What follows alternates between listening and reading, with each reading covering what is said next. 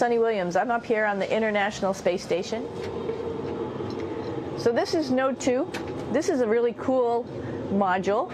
Of course, most of these modules you'll see they have 4 sides, and they're put together. That way we could sort of work on a flat plane, either a wall, a floor, another wall, or the ceiling. But you know, again, all you have to do is turn yourself and your reference changes.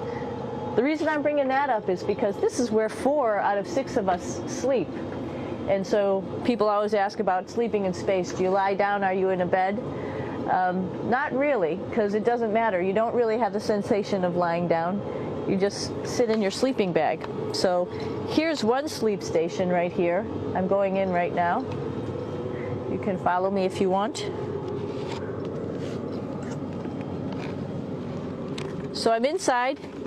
It's sort of like a little phone booth, but it's pretty comfy. I've got a sleeping bag right here that we sleep in, so we don't have sort of like a little bit of a cover. We don't fly all over the place. But you know, you can sleep in any orientation. I have it sleeping, feeling like I'm standing up right now, but like you saw, I'm on the floor. But it doesn't matter if I turn over and I sleep upside down. I can't have it. I don't have any sensation in my head that tells me that I'm upside down, so it really doesn't matter. The sleep station is also like a little office. We've got a computer in here. As you can see, we've got a couple little toys. I've got some books.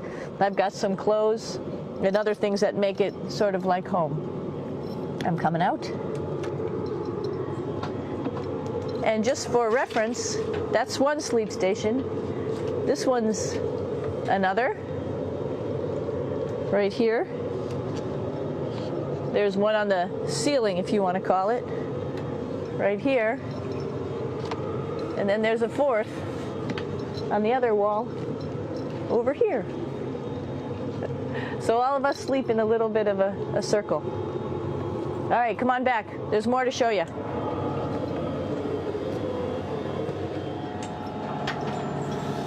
I know that there's some questions about how to use the bathroom and how do you actually live in space like normal, like at home. I mentioned real quickly about getting up in the morning and brushing your teeth and washing your face.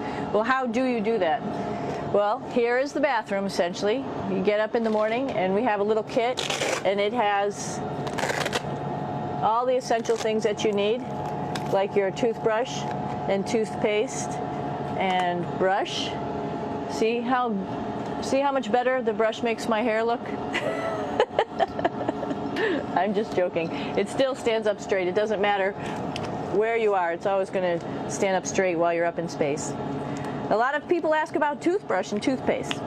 So, luckily enough, toothpaste, you can do it upside right this way, is sticky, and so it sticks to your toothbrush. No problem. Another cool thing is that water sticks to your toothbrush too. If you can see it, I'll have some water come out. The water is pretty neat up in space. It'll stick to your toothbrush and it will make a big bubble, and that's just by surface tension. And then you can drink it. So a lot of people ask about what do you do with the toothpaste after you brush your teeth.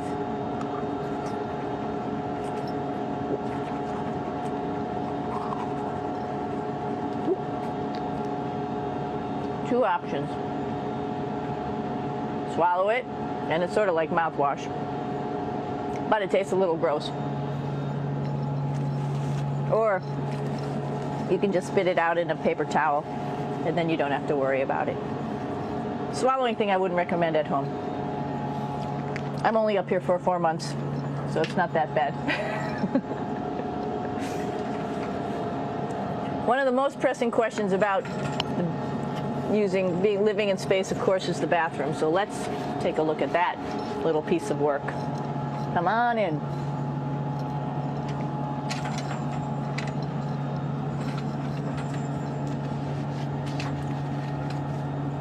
Here we are at the throne. This is awesome. You might see the little You might have noticed the little moon on the outside.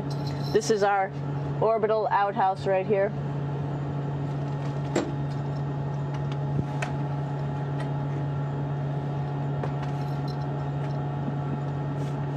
And of course, it serves for two functions. Number 2, right here. I'll show you. But you see it's pretty small, so you have to have pretty good aim, and you be ready to make sure things get let go the right direction. And it smells a little bit, so I'm closing it up. And that's of course for number 2. And this guy right here is for number 1. So they're sort of two slightly separate functions, but you can do a little, essentially both, by hanging on right here and doing number 1 and number 2. I might add it's color coded, so you really don't get it mixed up, which is nice. This is yellows for number 1. And also there's a selection of paper. People always ask about toilet paper. What do you do with toilet paper? What kind of toilet paper do you have? We have gloves, just because sometimes it does get messy. We have some Russian wipes, which are a little bit coarse if you like the coarse type of toilet paper. We have some nice tissues, which are nice and soft if you like soft toilet paper.